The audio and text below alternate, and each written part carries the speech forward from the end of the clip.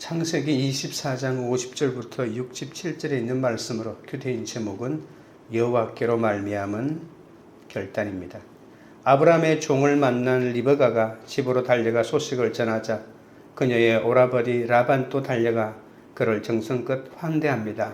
하지만 라반은 믿음 때문이 아니라 누이가 받은 값진 코걸이와 손목걸이를 보고 더 큰 것이 나오길 기대하며 대접하였죠.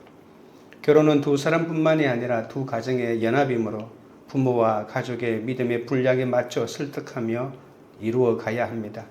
아브라함의 종 엘리에셀은 라반의 눈높이에 맞춰 아브라함이 크게 복을 받아 창성했음을 알리고 아들 이삭이 그의 유일한 상속자인 사실과 며느리를 찾아 가나안으로 데려오라고 부탁했음을 나눕니다.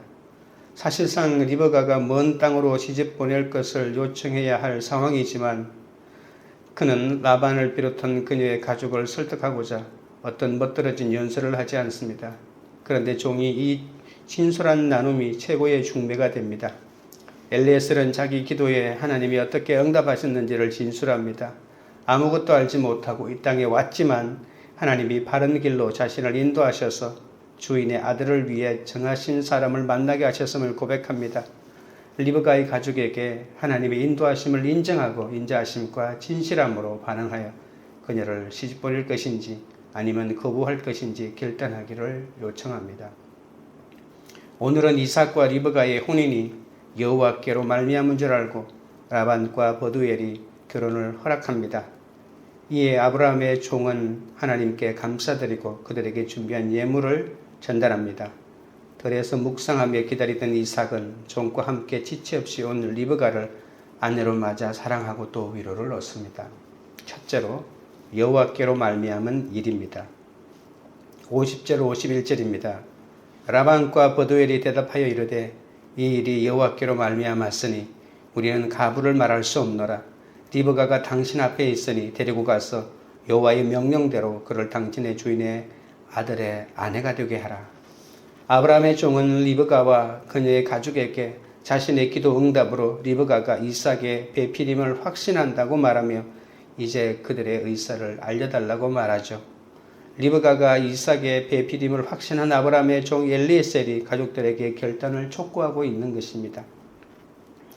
아브라함의 종의 말을 들은 라반과 버두엘은 이삭을 한 번도 본 적이 없지만 이 일이 여호와께로 말미암았다고 고백하며 리브가를 그와 결혼시키기로 합니다.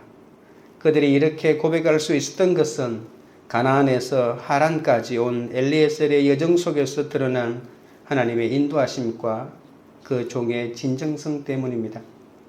결혼의 결단은 여호와께로 말미암았을 때 하는 것입니다. 종의 확신과 진실성 있는 진술을 듣고 라반도 버두엘도 모두 수긍하게 됩니다. 여호와께로 말미암았으니 옳고 그름을 말할 수 없다고 리브가를 데려가서 여호와의 명대로 하라고 합니다. 하나님의 뜻을 확신하는 사람에게 개인의 좋고 싫음은 중요한 것이 아닐 수 있습니다. 결혼에서 중요한 것은 조건이나 용모나 습관이 아니라 바로 하나님의 뜻입니다. 우리는 세상 조건과 내 생각에 하나님의 뜻을 갖다 붙이려 해서는 안 됩니다. 교회를 다니면서 자녀의 혼사에 하나님의 사인이 없다고 반대하는 부모들이 있습니다. 심지어 결혼 후에도 조건을 트집잡아서 이혼을 종용하기도 합니다. 믿음이 아니라 조건으로 반대를 하면서 하나님의 뜻을 갖다 붙이는 것은 자녀를 하나님 나라에서 멀어지게 하는 것입니다. 52절 53절입니다. 아브라함의 종이 그들의 말을 듣고 땅에 엎드려 여호와께 절하고 은금 패물과 의복을 꺼내어 리브가에게 주고 그의 오라버니와 어머니에게도 보물을 주니라. 결혼을 결단하기까지 진행이 합리적이어야 합니다. 하나님의 뜻에 순종하여 결혼을 허락하는 그들의 말을 듣고 아브라함의 종은 하나님께 감사 기도를 드린 후에 아브라함의 종이 당시 관습대로 준비해온 은금 패물과 의복과 그리고 보물을 리브가와 그 가족에게 결혼 예물로 전달합니다. 자신을 위해서는 식사 한 끼도 하지 않은 종이 영적 후사를 이어갈 리브가를 위해서는 아낌없이 재물을 내어놓습니다. 결혼의 결단을 하려면 재물에 대한 가치관이 뚜렷해야 합니다. 재물은 자신을 위해서는 절제하고 모아서 영적 후사를 얻는 일에 아낌없이 쓰는 것입니다. 하나님은 목적을 이루기까지 과정도 중요하게 여기십니다. 엘리에셀이 상대방의 눈높이로 내려가 예의를 갖추고 최선의 도리를 한 것처럼 믿음의 결혼을 위해 현실적인 준비를 하고 합리적인 방법으로 진행해야 합니다. 자녀의 불신 결혼을 반대해도 부모의 삶이 따라주지 않으면 올바른 말도 안 들립니다. 입으로만 믿음을 부르짖으면서 세상을 내려놓지 못하기 때문에 자녀가 현실을 무시한 충동적인 선택을 하게 되는 것입니다. 결혼의 목적은 땅과 후사입니다. 하나님 나라와 영적 후사를 위한 결혼이 인간의 죄로 오염되지 않아야 합니다. 하나님 나라와 영적 후사를 위해서 결혼의 과정마다 지혜가 부족하고 동의를 구하고 설득을 시키며 또한 기다리며 나가야 합니다. 54절부터 55절입니다. 이에 그들 곧 종과 동행자들이 먹고 마시고 유숙하고 아침에 일어나서 그가 이르되 나를 보내어 내 주인에게로 돌아가게 하소서. 리브가의 오라버니와 그의 어머니가 이르되 이 아이로 하여금 며칠 또는 열흘을 우리와 함께 머물게 하라. 그 후에 그가 갈 것이니라. 아브라함의 충성스러운 종은 즉시 주인에게로 돌아가게 해달라고 요청합니다. 결혼의 결단을 하기 위해 지체하지 말아야 합니다. 가족의 허락을 얻은 종은 지체하지 않고 돌아가겠다고 합니다. 하나님은 이미 이삭과 리브가의 결혼을 예비해 오셨습니다. 하지만 리브가의 가족으로서는 갑자기 결정된 일이기 때문에 라반과 가족들은 리브가를 떠나보내기가 아쉬워서 며칠이나 아니면 열흘을 쉬다 가라고 만류합니다. 하지만 열흘을 쉬다 가라고 만류하지만 주인의 명령에 충성하며 돌아가게 해달라고 종이 요청하죠. 모든 일에서 가장 중요한 것은 하나님의 뜻을 구하고 이에 순종하는 것입니다. 하나님의 나라와 영적 후사를 위한 결혼, 그리고 여호와께로 말미암은 결혼이 되려면 과정마다 하나님의 인도하심이 필요하고 그 인도하심을 믿음으로 바라보아야 합니다. 여호와께로 말미암은 일을 자신의 옳고 그름으로 재단하는 것은 어리석은 일임을 명심해야 합니다. 적용 질문 드립니다. 하나님의 뜻인 줄 알면서도 나의 옳고 그름으로 판단하려는 일은 무엇입니까? 둘째는 리브가의 결단입니다. 56절부터 58절입니다. 그 사람이 그들에게 이르되 나를 만류하지 마소서. 여호와께서 내게 형통한 길을 주셨으니 나를 보내어 내 주인에게로 돌아가게 하소서. 그들이 이르되 우리가 소녀를 불러 그에게 물으리라 하고 리브가를 불러 그에게 이르되 내가 이 사람과 함께 가려느냐? 그가 대답하되 가겠나이다. 리브가를 떠나보내는 것을 아쉬워하여 며칠 동안 더 머물다 가라고 요청하는 가족에게 아브라함의 종은 만류하지 말라고 당부합니다. 하나님의 뜻에 따라 결단한 일이라면 우리는 지체하지 말아야 합니다. 하나님의 뜻을 깨닫기까지 깊이 생각하고 갈등해야 하지만 결정한 후에는 지체하지 말고 순종해야 합니다. 라반과 그의 어머니가 열흘간 쉬다 가라는 요청에 아브라함의 종은 내 주인에게로 돌아가게 하소서라고 정중히 거절하죠. 엘리에셀과 한마음이 된 리브가도 그에게 동조하여 그와 함께 가겠다고 합니다. 그리고 지체 없이 일어나 따르는 리브가를 데리고 종은 주인에게로 돌아갑니다.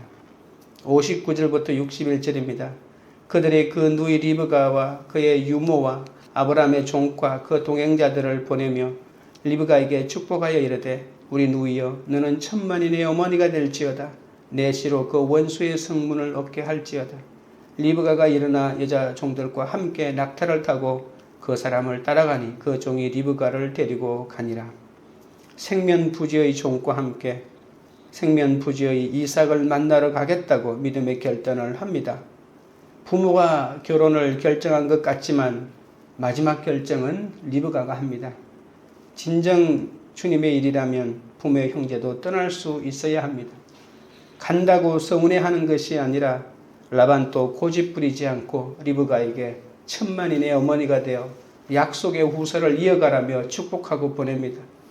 라반이 믿음이 부족해도 천만인의 의미로 약속의 후사를 이어가라고 확실한 축복을 하고 있지 않습니까? 믿음으로 결혼을 결단할 때 우리의 중보자 되시는 예수님께서 중보하심으로 부모의 마음도 바꿔주시고 축복을 받게 하실 겁니다. 리브가가 안전자리에서 일어나 종을 따라갑니다. 영적 후손을 위해 지체하지 않습니다. 그렇게 순종한 리브가였기에 천만인의 어미가 될 자격이 있는 것이죠. 세상에 대한 미련을 버리고 신랑 되시는 예수님을 따라 나설 때 천만인의 어미로 많은 사람을 살리고 영적 후사를 얻을 수 있습니다. 예배와 소그룹과 양육에서 이 일이 여호와께로 말미암은 것인지를 묻고 순종하는 것이 믿음의 결단을 위한 방법입니다. 하나님의 뜻이라면 가족과 주변 사람과의 사사로운 감정을 끊어내야 할 때가 있습니다. 믿음으로 결단하면 나의 중보자 되시는 주님이 내 주변에 다른 사람들의 마음도 다 바꾸어 주실 겁니다. 쉬지 않고 일하시는 주님은 우리가 즉시 떠나도록 준비하고 인도하심을 아셔야 합니다. 하지만 우리는 주님의 뜻에 적극 순종하지 못하고 얼마나 많은 핑계를 대며 자일피일 미루는지 모릅니다. 말씀에 따른 때에 만난 적용이 바로 하나님이 주신 형통한 길, 십자가의 길을 갈 수 있게 하는 것이죠. 적용 질문 드립니다. 하나님의 뜻을 깨닫기까지 깊이 갈등하다가 결단한 후에는 즉시 순종합니까? 셋째는 이삭과 리브가의 만남입니다. 62절입니다. 그때에 이삭이 보엘라 헤로이에 왔으니 그가 네게브 지역에 거주하였습니다. 리브가는 이삭과 결혼하기 위해 800km가 넘는 먼 길을 가족을 떠나 보엘라 헤로이까지 왔습니다. 이삭은 보엘라 헤로이를 떠나 남쪽 네게브 지역에 살고 있었습니다. 보엘라 헤로이는 하갈이 사라의 구박을 견디지 못하여 임신한 몸으로 도망갔다가 하나님을 만난 그 우물이 있는 곳이죠.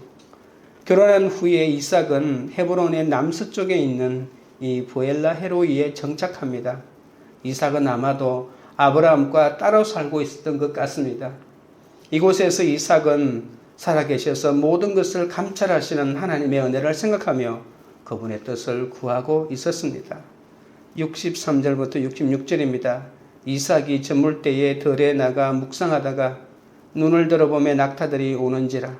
리브가가 눈을 들어 이삭을 바라보고 낙타에게 내려 종에게 말하되 들에서 배회하다가 우리에게로 마주 오는 자가 누구냐? 종이 이르되 이는 내 주인이니이다. 리브가가 너울을 가지고 자기 얼굴을 가리더라. 종이 그 행한 일을 다 이삭에게 아뢰매. 이삭의 결혼은 아브라함의 기도로 시작해서 종의 기도로 진행되다가 이삭의 묵상과 기도로 마무리됩니다. 낙타를 타고 있던 리브가가 먼 발치에서 이삭을 보고서 그가 누구인지를 종에게 묻죠. 종은 그가 바로 이삭이라고 대답했고 리브가는 베일로 자기 얼굴을 가립니다. 많은 사람이 자신의 정욕과 욕심을 채워줄 조건을 걸고 배우자를 찾아 결혼하지만 아무리 원하는 조건을 다 갖춘 배우자라 할지라도 그는 나를 행복하게 해줄 수가 없습니다. 하나님이 결혼 제도를 제정하신 목적은 우리를 행복하게 하시려는 것이 아니라 하나님처럼 온전하게 거룩하게 하시려는 것임을 아셔야 합니다. 우리 자녀나 나의 결혼은 하나님께로 말미암아야 합니다. 그러려면 말씀 묵상과 기도로 인내하며 기다려야 합니다. 67절입니다. 이삭이 리브가를 인도하여 그의 어머니 사라의 장막으로 들이고 그를 맞이하여 아내로 삼고 사랑하였으니 이삭이 그의 어머니를 장례한 후에 위로를 얻었더라. 이삭은 사랑하는 어머니를 잃고 나서 믿음의 배우자를 만납니다. 배우자를 찾아 결혼하려고 하니까 이미 어머니 사라는 돌아가시고 난 다음이죠. 그래서 그 비어있던 어머니의 장막에 리브가를 데리고 와서 리브가가 사용하도록 내어줍니다. 이것은 리브가가 시어머니 사라의 자리를 차지한다는 그런 뜻이죠. 이삭은 얼굴도 모르는 배우자를 만나 결혼했으나 리브가를 사랑하게 됩니다. 이 사랑한다라고 하는 말은 성경에서 두 번째 나오는 말입니다. 첫째는 아브라함과 이삭의 관계를 말할 때 아버지 아브라함이 아들 이삭을 사랑한다고 표현한 적이 있고 그게 22장에 나오죠. 그리고 이번에는 남편과 아내 사이의 관계를 말할 때 이 사랑한다라고 하는 말을 사용합니다. 사랑이 결혼의 조건이 아니어도 믿음으로 결혼하면 하나님이 사랑의 축복도 허락하시는 것이죠. 이삭은 리브가에게서 어머니가 죽은 후에 받지 못했던 위로를 받았다고 합니다. 종으로부터 하나님이 행하신 일을 다 들은 이삭이 리브가를 아내로 삼으니 부부간의 사랑은 물론 위로까지 얻게 되는 것이죠. 그냥 결혼하니 위로를 받고 사랑했다는 것이 아니라 사랑을 위한 결혼 조건이 아니라 하나님의 영적 후사를 이어가기 위한 결혼을 하다 보니 하나님이 인도하시고 축복하셔서 사랑하게 되고 또 서로가 위로를 얻게 되는 이러한 지경까지 이르게 된 것이죠. 이런 만남은 하나님이 책임지시고 하나님의 사랑과 위로로 반드시 갚아주십니다. 적용 질문 드립니다. 살아계셔서 모든 것을 감찰하시는 하나님의 은혜를 생각하며 그분의 뜻을 구하는 기도를 하고 있습니까? 지금 내가 기도로 시작해서 말씀 묵상과 기도로 마무리 지어야 할 중요한 일은 무엇입니까? 기도드리겠습니다. 하나님 아버지, 하나님의 뜻을 확신하는 사람에게 개인의 좋고 싫음은 중요한 것이 아니라고 했습니다. 하지만 아직도 저는 내 생각과 계획이 먼저라서 하나님의 뜻을 알지도 그리고 즉시 순종하지도 못할 때가 많사오니 용서하여 주시옵소서. 여호와께로 말미암은 일에 세상 조건과 내 생각의 기준으로 재단하지 않도록 인도하여 주시옵소서. 하나님의 뜻이라면 가족과 주변 사람과의 사사로운 감정을 끊어내는 믿음의 결단을 하게 하여 주시옵소서. 하나님의 뜻에 즉각 순종하지 못하고 온갖 핑계를 대며 하루 이틀 미루지 않게 하시고 말씀에 따른 때에 맞는 적용으로 형통의 길, 십자가의 길을 가도록 붙잡아 주시옵소서. 이삭의 결혼은 시작부터 그 가정과 결과에 이르는 모든 일에 말씀 묵상과 기도로 하나님의 뜻을 구하고 또 지체 없이 적용하고 순종함으로 이루어진 하나님의 역사였습니다.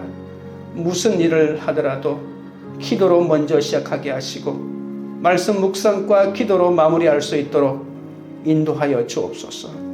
하나님께 순종한다고 하면서도 말씀이 아닌 나의 유익과 나의 옳고 그름, 나의 사사로운 감정에 연연하여 하나님보다 앞설 때가 있사오니 불쌍히 여겨주시고 하나님보다 앞서지 않도록 붙들어 주시옵소서. 결혼을 준비하는 자들에게 조건이나 용모나 습관보다 하나님의 뜻이 더 중요함을 알게 하여 주옵소서. 사랑이 결혼의 조건이 아니어도 믿음으로 결혼하면 하나님이 사랑도 주시고 위로도 얻게 하시고 축복도 허락하심을 잊지 않게 하여 주옵소서. 관계 우리들 교회가 여호와께로 말미암은 일인지 분별하여 인본주의에 따라 자기 유익만 구하지 않고 하나님의 뜻인 줄 알면 나의 옳고 그름으로 판단하려는 모든 생각을 내려놓고 주님을 따르는 그런 공동체가 되게 하옵소서. 하나님의 뜻을 깨닫기까지 깊이 갈등하다가도 일단 결단한 다음에는 즉시 순종하는 공동체가 되게 하옵소서. 예수님을 따라 십자가를 짐으로 천만인의 영혼을 구원하며 하나님을 대적하는 원수의 성문을 얻는 그런 교회가 되도록 역사하여 주시옵소서. 예수님의 이름으로 기도드리옵나이다. 아멘.